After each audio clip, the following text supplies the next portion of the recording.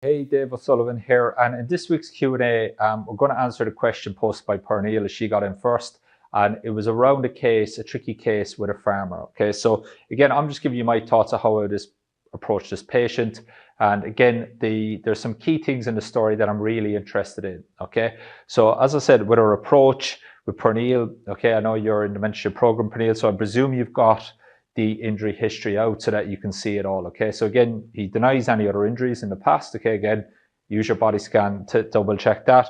But I think the mechanism of injury is the key thing here. Okay, so here he is now.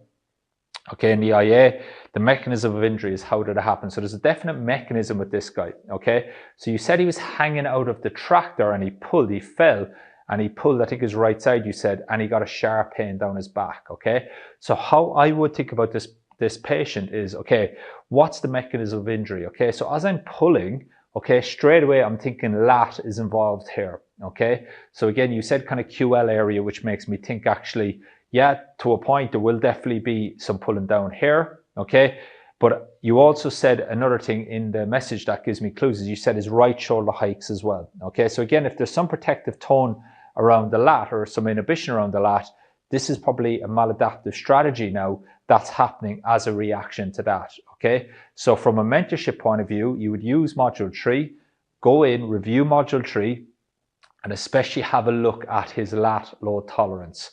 Okay, maybe stress him in a couple of different positions. You're probably going to get a couple of key performance indicators there with just your low level assessment, and then that's going to be a starting point of something that we can work with.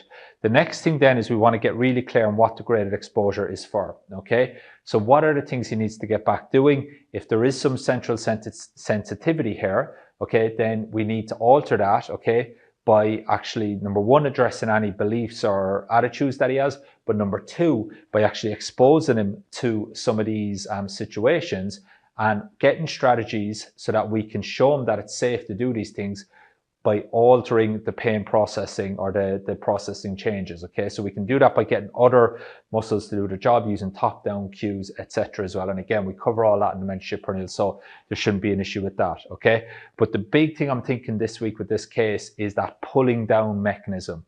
Okay, so again, there's going to be some lat involvement.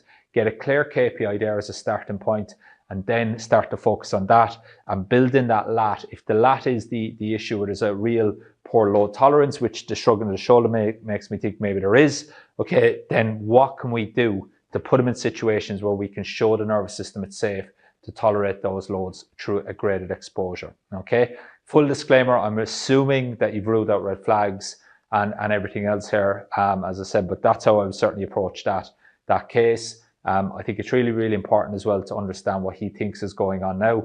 You've said that there's nothing serious being shown on scans and stuff like that, which is great news. Okay, so again, we should be able to reassure the patient as well with that. But I would just be a little bit more focused around improving that key performance indicator rather than just giving generic massage. Okay, so I hope that helps. And just post a follow-up in the actual mentorship community group or the difficult